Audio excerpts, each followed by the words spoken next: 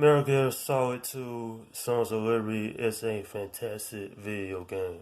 It's considered one of the best video games of all time. The story is engaging and it keeps you glued to the TV for hours. The characters are memorable and it is a damn fine addition in the franchise. It seriously is one of the better games of the early 2000s. I have to say, this is definitely one of the best video games I ever played. The story picks up 2 years later after the incident of the Shadow Moses in the first video game. Solid Snake, now much older, he is trying to stop a terrorist attack from happening in New York City where he gets onto a tanker. But surprise, surprise, who shows up is Liquid Snake. Or it's really Ocelot, but Liquid Snake takes over for a while.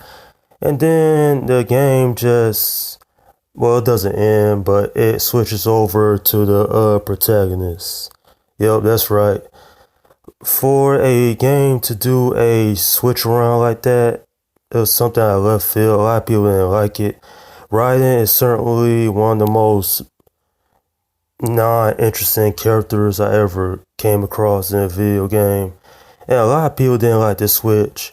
When they had debuted the trailer at E3, I think like a year prior before this game came out, or wherever they showed it, then the trailer showed Solid Snake taking on enemies. And a lot of people thought you would play Solid Snake for the majority of the game. But for them to do this switcheroo, it's definitely controversial because it's a Metal Gear Solid game. And we supposed to be playing a Solid Snake. Anyway, though, this is not a bad game. I'm just saying that switch around was unexpected. Nonetheless, though, after everything happens in the first act, story picks up 2 years later. And now Raiden is supposed to be taking on terrorists who calls themselves Sons of Liberty on a big shell, a massive offshore cleanup facility. And some is they want a lot of money and they threaten the life of the president and the members on the facility. Or otherwise they'll blow up the big rig and cause a environmental disaster. Yeah, this video game is great.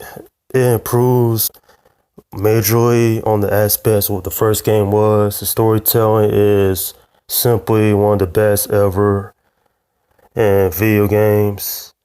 And the gameplay itself, it has several layers. Ryan has a different moveset than Snake. There's a big boss fight like at the end of the game. And the music is quite enjoyable. I certainly would say I spent hours upon hours playing this game for the first time.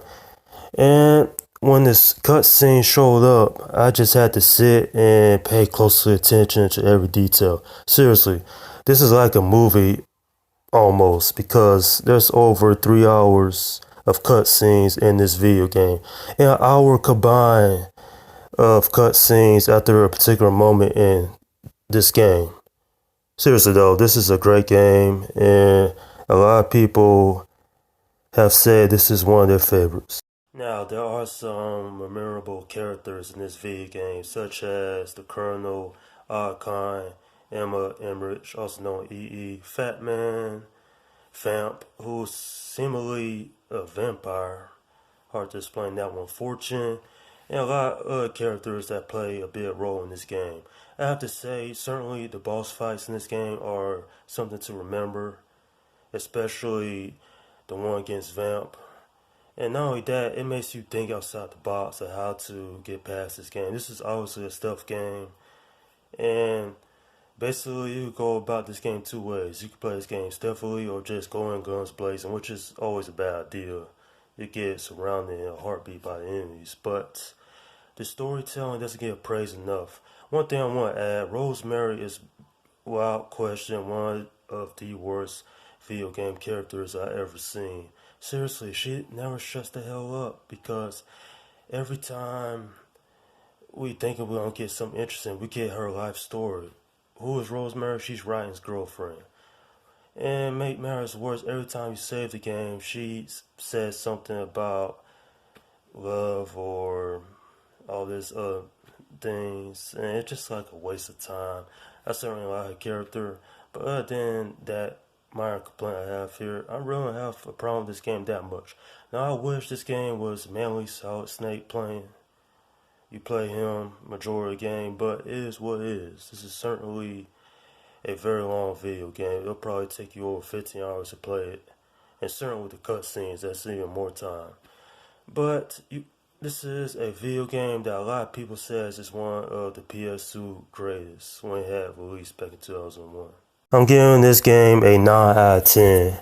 Now, I really enjoy this video game, the things present in it, such as social engineering, political conspiracy, censorship, artificial intelligence, and the concepts such as fake news, alternative facts, and echo chambers and all that. It really was ahead of its time. This video game was something. Now, you might notice I ain't talking much about the gameplay. The gameplay is slightly tweaked compared to the first game. You go around stealthily, taking out enemies.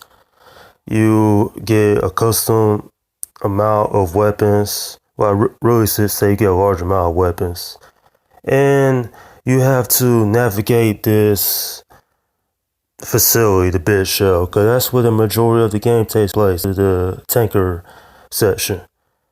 Now, one thing I will have to say is despite this game being over 15 years old, it's still fun to play today. You can pick up the controller and still have a good time with it. Now, granted, it's not the best Metal Gear Solid game in my opinion, but it's damn sure comes close because all the political aspects in this game, the themes, and when you get done with this game, you be questioning all this stuff yourself. And that's my review of Metal Gear Solid 2 Sons of Liberty. Okay, leave your comments down below. Let me know what you think about this game. Do you think it's one of the greatest video games you ever played? What are your experiences with this game when it first came out in 2001? You know, this game has stayed with me for a long time because I enjoy stealth games, I enjoy great storytelling, and the fact that they were present such a Hollywood-esque storytelling in this game, a lot of this game felt like a movie I was watching. Only difference was I was a part of it, you know, playing this video game. Alright, in the future I will be reviewing other Metal Gear Solid games, but it won't be for a while. So when I do actually review the other games, I always give my honest input on those games as well. Alright, this is Slim Guy 172 saying, peace out.